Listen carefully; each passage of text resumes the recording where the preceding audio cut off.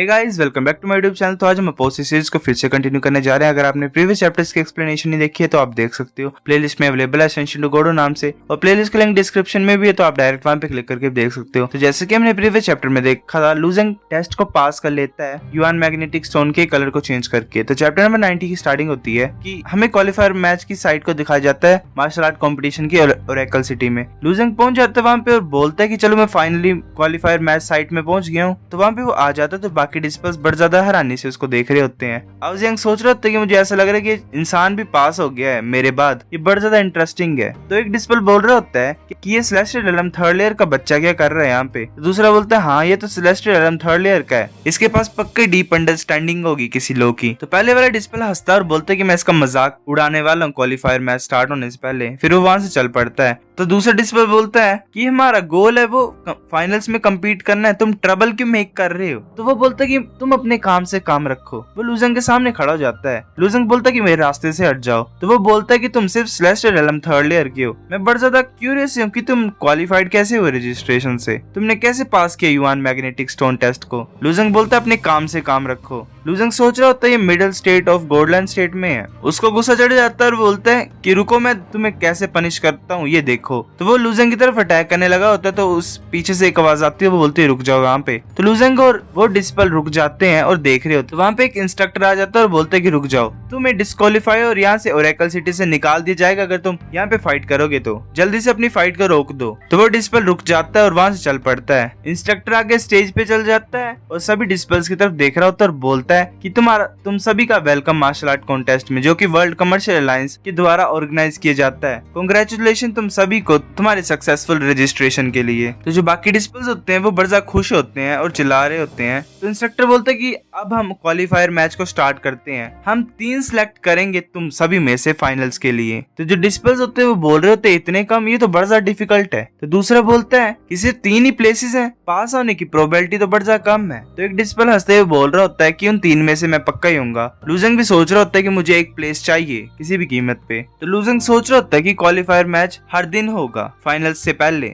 इसका मतलब 3 पीपल हर दिन सिलेक्ट होंगे फाइनल्स के लिए। पर अगर मैं फर्स्ट प्लेस पे नहीं आ पाऊंगा क्वालिफायर मैच में तो मुझे तो पार्टिसिपेट करने की जरूरत नहीं है फाइनल्स में, क्योंकि जो मेरा ओपोनेंट है वो सी मियोंगलिंग होगी, और सी मियोंगलिंग जो है वो मिडिल स्टेज गोल्डलैंड स्टेट पे है, और उसके पास ऊपर से पर्पल पैसिव बॉडी भी लुआन की तरह, और ऊपर से च्यूजी की डिस्पल है वो, तो इसका मतलब वो बहुत ज्यादा पावरफुल होगी। ये मेरा फर्स्ट स्टेप है, मेरे को किसी भी कीमत पे स्ट्रॉन्ग बनना होगा, उसको मारना पड़ेगा। इंस्ट्रक्टर बोलता है कि चलो अब मैं तुम्हें रूल्स बताता हूँ क्वालिफायर मैच के डिटेल्स में। जो ये टेस्ट होगा वो 2 स्टेजेस में होगा, और ये जो टेस्ट है हम इसे पता कर पाएंगे मैजिक अरे की वजह से। तो जो डिस्पल्स होते हैं वो बड़ा ज्यादा ध्यान से सुन रहे होते हैं। फिर वो एक्सप्लेन कर देता है उन सभी को।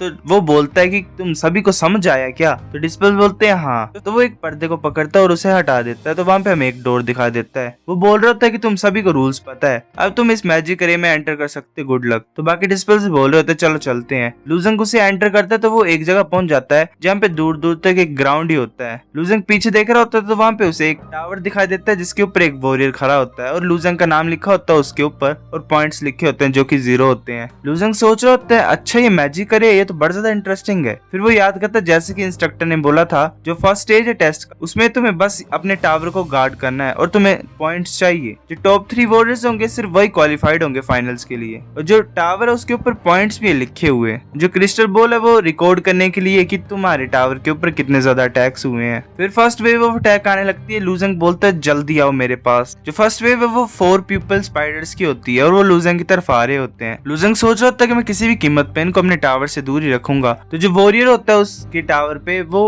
अटैक कर रहा होता है उन स्पाइडर की तरफ और उन्हें मार रहा होता है। लूजेंग सोच रहा होता है अच्छा ये आर्चर सिर्फ एक ही टारगेट को मारेगा एक टाइम पे, मैं इसके ऊपर डिपेंड नहीं हो सकता। फिर लूजेंग अपनी स्वॉर्ड को निकाल लेता है और उन स्पाइडर्स की तरफ अटैक करने लग पड़ता है और उन्हें काट रहा होता है। वो सभी को मार देता है और सोच रहा होता है कि जो फर्स्ट राउंड ऑफ अटैक था वो इतना भी ज्यादा स्ट्रॉन्ग नहीं था, मैंने लार्ज स्केल अटैक यूज नहीं किए, और ऊपर से इनकी स्पीड भी इतनी ज्यादा फास्ट नहीं थी। तो फिर हमें बाकी जो डिस्पल्स होते हैं उनका सीन दिखाया जाता है। हमें आउजियांग का सीन दिखाया जा रहा होता है। वो अब खड़ा होता है टावर के ऊपर, अपनी स्वॉर्ड को निकालता है और उन सभी स्पाइडर्स को एक ही स्लैश में काट देता है। तो फिर हमें एक बदतमीज डिस्पल दिखाया जाता है। वो हंसता है और अपने अटैक को यूज यूज करता है इनफाइनाइट गोस्ट हैंड और अपनी एनर्जी से हैंड्स को फॉर्म करता है और सभी स्पाइडर्स को क्रश कर देता है। इस सभी को जो वहाँ पे वर्ल्ड कमर्शियल लाइंस के होते हैं इंस्ट्रक्टर वो भी देख रहे होते हैं। तो एक इंस्ट्रक्टर बोल रहा होता है कि मुझे लग रहा है जो बैटल है इस बार टॉप 3 की वो बड़ी ज्यादा खतरनाक होगी आज, तुम्हें क्या लगता है? तो दूसरा इंस्ट्रक्टर बोलता है हाँ, जो ओवरऑल स्ट्रेंथ है सभी की लोगों की आज वो बड़ी ज्यादा अच्छी है कल के मुताबिक। तो एक इंस्ट्रक्टर लुजेंग के टावर की तरफ देख रहा होता है और बोलता है कि मुझे इस वॉरियर की पिक्चर दिखाओ। तो जो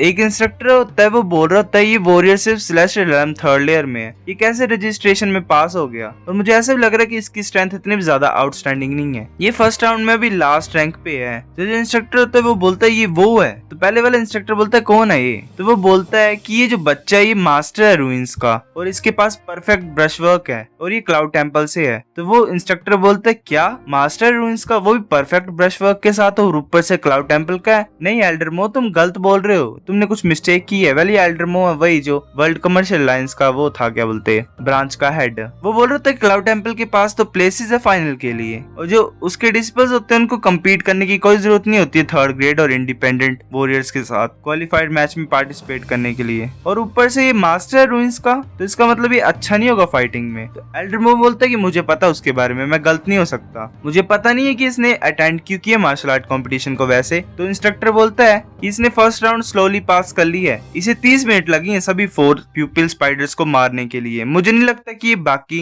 5 राउंड्स में सरवाइव कर पाएगा, जो नेक्स्ट अटैक होगा वो वर्जा फास्ट होगा पहले के मुताबिक। तो एल्डरमो बोलता है कि मुझे तो लगता है 10th राउंड तक जाएगा। तो एक इंस्ट्रक्टर बोलता है एल्डरमो तुम कुछ ज्यादा ओवर एस्टिमेट नहीं कर रहे हो इस बच्चे को, जो 7th राउंड है मैजिक करेगा वो बीस्ट टाइड होगी। मैं गैस करता हूँ कि इस बच्चे की लिमिट 6th रिंग होगी या फिर 7th रिंग होगी। तो दूसरा एल्डर बोलता है कि तुम फाइट क्यों कर रहे हो आपस में, ये ऐसे भी तो कहाँ पास कर पाएगा। फिर वो हंस रहा होता है और बोलता है कि मैं तो जानना चाहता हूँ कि रजिस्ट्रेशन को कैसे पास हुआ। तो एल्डरमो बोलता है कि तुम जियो को पूछ सकते जो कि रजिस्ट्रेशन के लिए रिस्पॉन्सिबल है। मैंने उसे बोला कि रिकॉर्ड्स लिया यहाँ पे रजिस्ट्रेशन के लिए। तो जियो वहाँ पे आ जाता है। वेल वही इंस्ट्रक्टर जो कि युआन मैग्नेटिक क्रिस्टल वाले टेस्ट के लिए था इंस्ट्रक्टर। तो जो वहाँ पे होते हैं वो बोल रहे थे कि मिस्टर जियो हम तुम्हारे बारे में बात कर रहे थे। तो जियो बोलता है कि वेल मैं यहाँ पे इसलिए आया हूँ ताकि मैं लुजेंग नाम के एक वॉरियर के बारे में जान सकूं, वो कैसे कर रहा है इस मैजिकरी में। तो इंस्ट्रक्टर बोलता है वेल ये ऑर्डिनरी है मिस्टर जायो, तुम इसके ग्रेड्स को क्यों देखना चाहते हो? तो जायो बड़ा ज्यादा हैरान होता है और बोलता है क्या सिर्फ 392 रैंक, ये इतना ज्यादा बुरा कैसे हो सकता है? तो एल्डरमो बोलता है ये तो नॉर्मल रिजल्ट है और ऊपर से सेलेस्टियल रियल्म 3rd लेयर में है और एक मास्टर रूइंस का। वो हैरान होता है और बोलता है क्या मास्टर रूइंस का, तुम मेरे साथ मजाक कर रहे हो? तो एल्डरमो उसके कंधे पे हाथ रखता है और बोलता है शांत हो जाओ, मैंने तुम्हें बोला है ना कि ये मास्टर है रूइंस का और ऊपर से इसके पास परफेक्ट ब्रश वर्क भी है और ऊपर से क्लाउड टेम्पल का ये। तो जियो बोलता है नहीं ये ऐसा नहीं हो सकता, इसकी तरफ देखो। वो एक लिस्ट को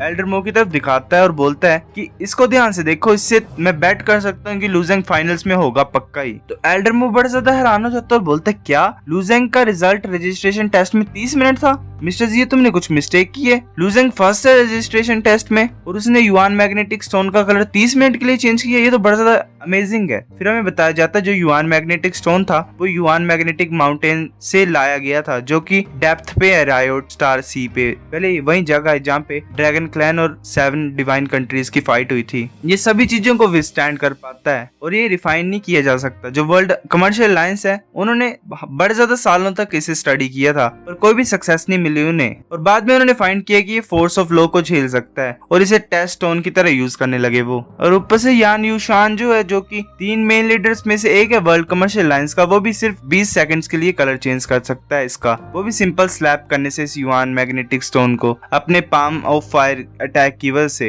एल्डरमो बोलता है कि मैं सिर्फ 10 सेकंड के लिए इसका कलर चेंज कर सकता हूँ पर लुजेंग 30 मिनट के लिए कैसे कर सकता है? तो जायो बोलते हैं मोलीजांग तुम्हारा कहने का क्या मतलब है कि मैंने झूठ बोला है और मैं चीट कर रहा हूँ? मुझे तो इस बच्चे के बारे में पता भी नहीं था पहले। सो गाइस चैप्टर नंबर 90 इतना था। अगर आपको वीडियो पसंद है तो लाइक करनी भी आई, फिर भी लाइक कर दो, शेयर करो, दोस्तों के साथ कमेंट करके बताओ। अगर आपको वीडियो कैसी लगी सब्सक्राइब करो। तब तक के लिए बाय बाय।